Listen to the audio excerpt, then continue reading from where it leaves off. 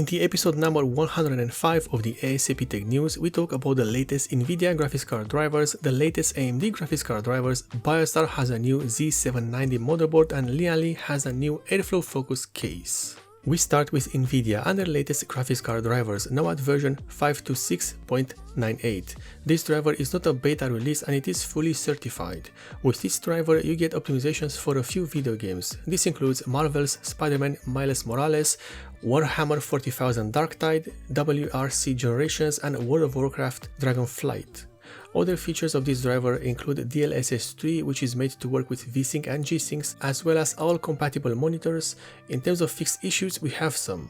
The G-Sync logo is not displayed properly in the LG OLED TV menu when connected to an RTX 40 series graphics card.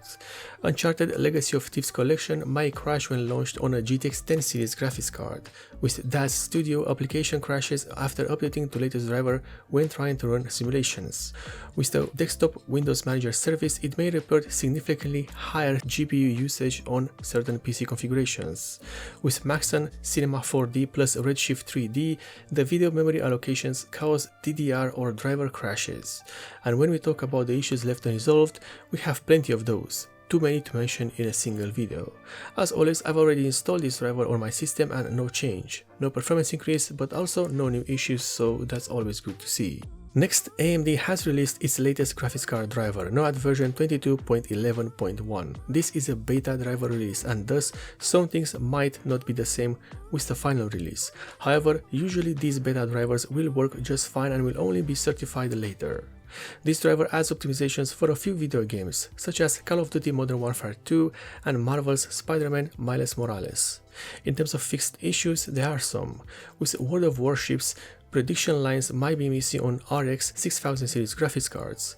When Radeon anti-lag system is enabled, a beep can be heard when pressing the Shift plus back key. OpenGL applications using MSAA might see visual corruptions. Certain monitors may experience higher than expected idle VRM clock speeds on RX 6000 series graphics cards. In edit features, selected objects might be missing, and lower than expected direct storage GPU decompression performance on some RX Vega and RX 500 and RX 4000 series graphics cards. In terms of issues left unresolved, just like the case of the NVIDIA driver, there are some here as well. We continue with Biostar, which has released the Z790A-SILVER motherboard. This is a mid to high-end motherboard that is made to deliver a good performance while using the Z790 chipset, while also not breaking the bank. In terms of the design, this motherboard has a black PCB with silver heatsinks and the I/O panel cover. For memory, it has 4 DDR5 RAM slots, while on the expansion slot side, you will get a PCIe 5.0x16 slot. The storage options are plentiful, with 6 SATA 3 connectors and 3 PCIe M.2 4.0 sockets, with one of them being shared with the SATA 3 connectors.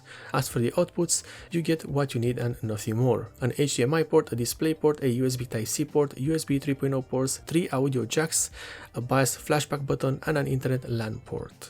The audio system uses a Realtek ALC1220 codec, while the internet is handled by a Realtek RTL8125B chip. The pricing is not yet known, but if this motherboard performs well enough to be worthy of the Z790 chipset and be priced under the competition, it might just be a good choice for a gaming system. And finally, Lian Li launches the airflow and performance focused LANCOOL 216 case. This case is available in 3 variants and 2 colors. The colors, black or white, and the variants are either mesh with RGB fans or just mesh with the same fans but no RGB. The highlight of this case though is the default fan setup and the included fans. It comes with 2 160 and 1 140mm fans pre-installed. This type of setup is ideal for a performance system as it offers a great airflow, especially with a mesh front panel that allows for unrestricted airflow. At the front you can install either 3 120mm or 2 140mm fans if you do not want the 2 160mm fans. At the top you can either install 2 140 or 3 120 fans.